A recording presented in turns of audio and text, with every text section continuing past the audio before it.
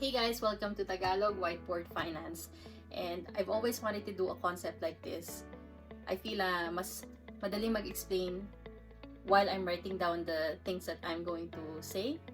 And also, para ma-empower din yung mga Filipinos here sa Canada without the language barrier, para mas maintindihan nila yung concepts and terminologies, especially sa mga kinukuha nilang financial products here sa Canada. So this would be my very first one, yung isang video namin na ginawa about bakit kami bumili ng term insurance. We got a lot of questions on it, and people that are advocating on whole life insurance policy na payable. Okay? So, we'll talk about that here sa video na to, yung strategy na buy term invest the difference, as well as yung gagawin natin yung math behind whole life insurance policy. Kasi at the end of the day, if the math doesn't make sense, it doesn't make sense. And numbers don't lie, okay? Kung if you're unsure about sa kukunin nyo, always do the math. Is it gonna be worth it? Is it gonna be worth my money? So that's what I wanted to discuss here today. Okay, so we have the buy term invest the difference strategy and paid up whole life policy payable for 20 years. Okay, malamang narinig nyo na to sa maraming kababayan natin na ba't di ka na lang kumuha ng permanent insurance policy na whole life na payable for 20 years or 10 years and then insured ka na for the rest of your life. Okay, tandaan natin, dun sa first video na ginawa ko, ang main purpose talaga ng insurance is really to protect yung mga dependents mo na dependent pa sa'yo financially, katulad ng mga anak mo. If you have a mortgage, obviously, kapag nawala ka, hindi kakayanin ng asawa mo or sino man katuwang mo sa buhay, nabayaran na lang yun mag-isa. That's why we buy insurance for income protection, to protect the loved ones, yung mga nakadepende pa sa atin. For example, kung nagpapadala ka ng pera sa Pilipinas, obviously, you will want to have life insurance para in case may mangyari sa'yo, your family sa Philippines, they're gonna get taken care of. Okay? For about, I would say 95% ng population dito sa Canada, that's what they need, is the most affordable and the higher coverage of life insurance during those years na may nakadepende pa sa kanila financially. Okay, now, titingnan natin yung case ng paid up whole life policy. So, ang case nito is we have a 30-year-old male, non-smoker, and he's deciding between bibili ba siya ng term insurance or bibili ba siya nitong whole life insurance na payable for 20 years. Okay, so kung bibili siya nitong whole life insurance, and actually guys, this is based on my experience from the policies that I've seen. So kung kukuha siya ng whole life na paid up, na payable for 20 years, coverage niya, let's say binigay sa kanila is $100,000 na coverage. Okay, magiging premium niya dyan, which is yung amount that he would need to pay, is $100 per month. But, that's only payable for 20 years. And then, insured na siya for the rest of his life. Okay? That's a good deal, di ba? Maganda pakinggan dahil, 2 years ko lang siya babayaran.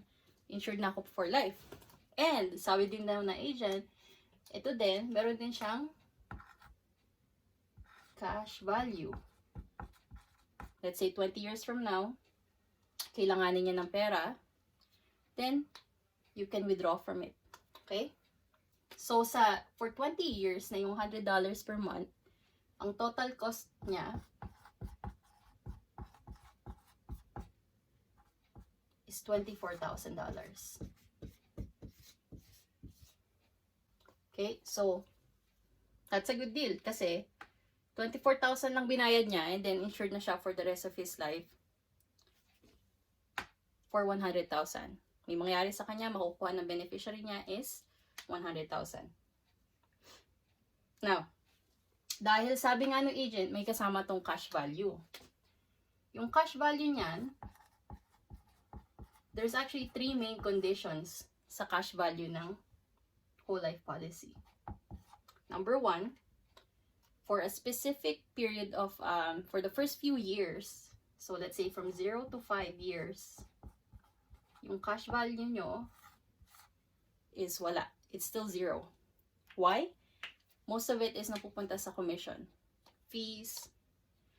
So, for the first few years, wala pa yung pera mo. Okay? Bokya. Now, second condition, let's say on the 6th year, nagpakita na yung pera niya na 1,500 lang.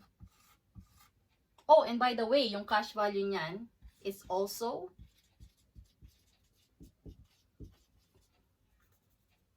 okay, guaranteed. That's why it's called guaranteed cash value. Maganda din pakinggan. It's also guaranteed, right? Now, ito yung mga nakikita ko sa whole life policy is, if you guys look at your policy, you would have a what's called a guaranteed cash value table, which nakalagay na doon kung magkano yung magiging cash value mo ng policy mo for a specific year. Okay? Let's say kailangan itong taon to ng pera. For him to take that money out, it's through a form of a loan. Okay? Ang laging kasama ng loan. Oh, so for him to take it out, it's through a form of a loan. Pangalawa, ang laging kasama ng loan is interest. Ano ba yan? Dito ka na sa Canada, di ba? Lahat na lang puro utang. Utang ka ng sasakyan, utang ka ng bahay, utang ka sa credit card. Why would you still want to loan your own money? Eh, pera mo naman yan.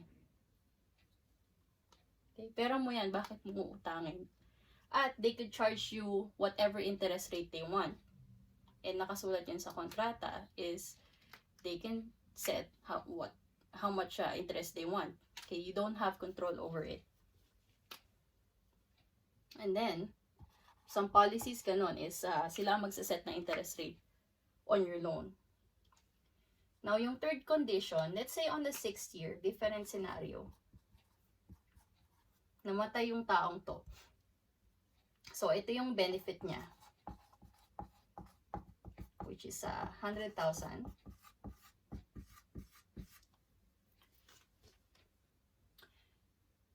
Tapos, ito na rin yung cash value. Which is yung 1,500, di ba?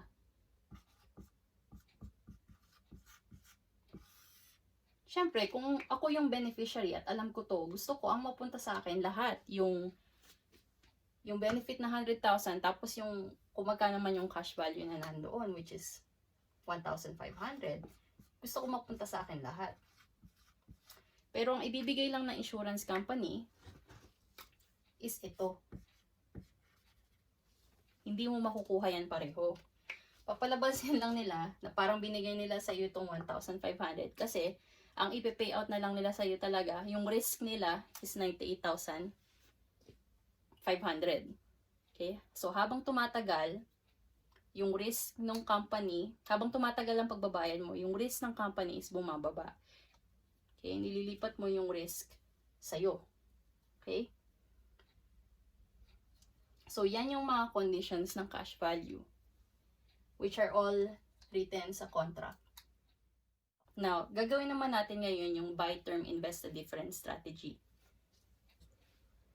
So, let's say kukuha siya ng term insurance na 35 years. That mean, yung premium niya, it's locked for the next 35 years until his age 65. Okay? So, ang babayaran niya lang doon is $65 per month. So, dito pa lang, makikita mo na yung diferensya sa coverage. Diba? For 100K versus 500,000, $65 versus $100 per month. Now, assuming na itong 30-year-old male na to may family sa Philippines, wouldn't you want the family to get a higher coverage in case may mangyari dito habang nagtatrabaho siya for the next 35 years supporting yung family niya? Diba? For me, kung asawa ko to, I would rather get yung 500,000 kaysa dito sa 100K. And 100K, to be honest, it's not enough kung may nakadepende pa sa kanya financially. Okay? Dito mo iisipin na, ano bang kailangan ng family ko? Diba? Hindi naman nila kailangan ng insurance ko forever. Diba? Lalaki yung mga anak ko. Pagkakaroon na sila ng independent life. And for me, I would really would have to focus on investing for my retirement para hindi at the end hindi ka kawawa pag nag-retire ka. So yan, 500,065. Ang total cost niya lang dyan for the next 35 years. It's still a good deal. Let's say may mangyari sa kanya and mamatay siya after 10 years, right? Tingnan mo, let's say namatay siya at 50 years old. His beneficiary would only get 100,000. As opposed, kung nag-term siya, ang makukuha ng beneficiary niya is 500K. Okay? For the next 35 years, ito na yung tinatawag na unrecoverable cost. Pero titingnan mo din yung value that it would bring your family in case something happens to you. Maliit lang yung babayaran mo. But, in case mamatay ka, during that 35-year period, ang makukuha ng beneficiary mo is malaki. Okay? It's still a good deal. Kung titingnan mo, it's just like car insurance. Hindi mo naman iniisip yung kung may maibabalik pa sa'yo dun sa insurance na binayad mo sa car insurance dahil alam mo protected ka during that time na nagbabayad ka. Okay.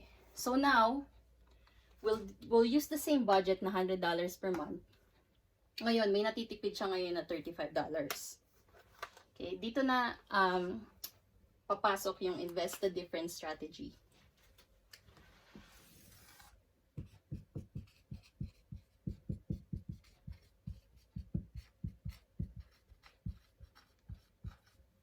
Oh, and also, may nag-comment sa akin na, well, after 35 years, magre-renew ka na, you're gonna have to requalify for medical insurance. Paano kung hindi ka na healthy and you still want insurance? Okay, titingnan mo, when you're 65, ano ba talagang need?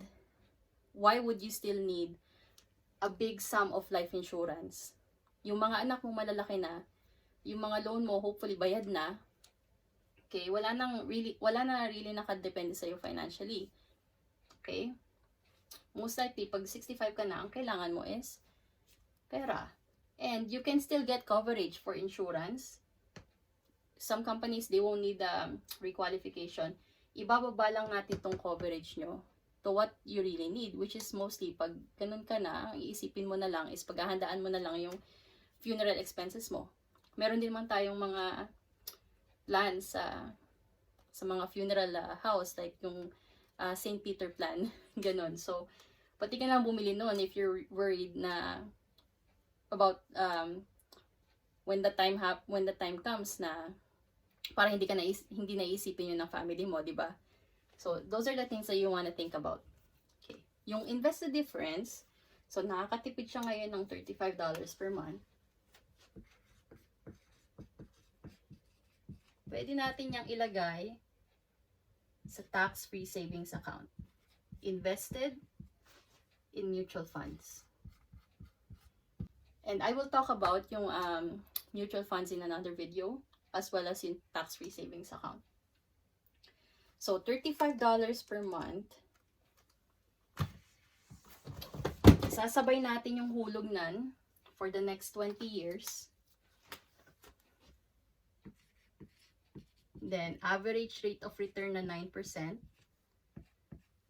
Ang value niyan, after 20 years, yung $35 per month. And by the way, guys, pwede nyo gawin to sa sarili nyo. Punta lang kayo sa Google. Ilagay nyo lang compound interest calculator or investment calculator. And you guys can do this yourself. Ang problema, saan kami kukuha ng 9% return? And that's what I can help you with. 9% return, it's the average annual return ng stock market in the US actually. So, it's not gonna be guaranteed, but I can walk you through kasi depende pa rin yan sa where you are at life, kung nasan ka na and your goals para ma-match kayo sa objective nyo for your retirement. So, that's going to be 22,359.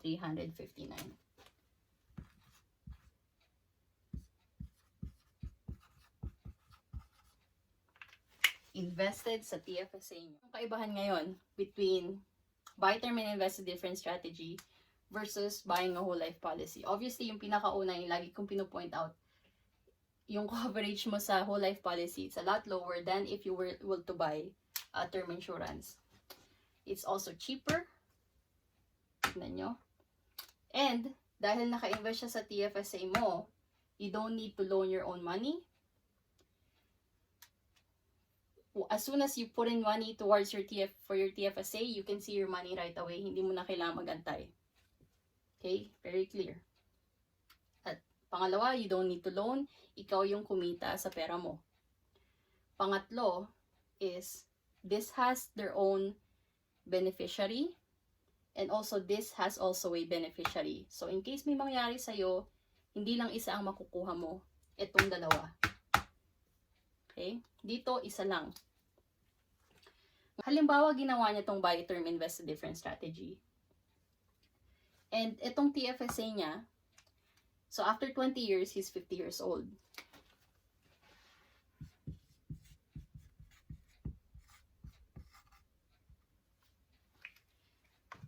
Hinayaan niya lang tong TFSA niya for the next another 15 years until mag-65 siya. So, ito na yung magiging beginning balance natin.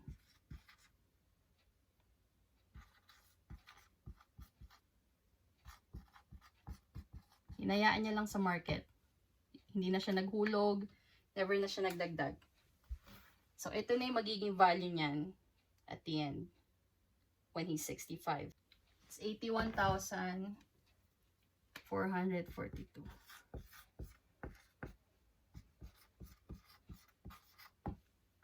Okay. So, at age 65, meron na siyang pera na sa kanya na 81,442. Hindi niya to kailangang utangin. At age 65, hopefully retired na siya. He doesn't need to die para makuha to. Kung, like I said, kung may insurance need siya at age 65, most likely it's not gonna be $500,000. Most likely it would be lower kasi wala na depende sa kanya financially. So, ito lang yung ginawa ko na math behind sa dalawang ito. Remember, we all have to know how to become investors because eventually, we're going to retire, we're gonna stop working, saan natin kukunin yung panggastos. That's why we have to really invest during our working years, habang malakas pa tayo. Para pag nag-retire na tayo, then we're gonna draw income from that wealth that we accumulated over time. Dahil hindi mo naman pwede ipambayad ng insurance mo. Kailangan mo pag nag-retire ka is pera. And that's why nagkakaroon ng dependency, especially sa culture natin, that, oh, may papamana sa akin to. Instead of really teaching our kids to how to invest. Kasi ang compound interest is very, very powerful combined with time and your rate of return. Very important na you know kung magkano yung kinikita ng pera mo. Insurance is important, but also you have to learn how to grow your money, which I will talk about in other videos. Dahil you have to protect what if you live long, kung nag-65 ka or 70 and wala kang pera. May insurance ka nga, you're insured ka na for life, but you don't have any money. Or if you had any money, it's very little. You would still have to loan it. Tapos mo na lahat ng utang mo, okay? Tapos uutang ka na naman sa life insurance mo. Nasaan ang hustisya doon? Okay, so guys, I will see you guys on my next video. If you guys have any comments, suggestions, and topics, just hit me up. You can message me or just comment down below. Thank you guys.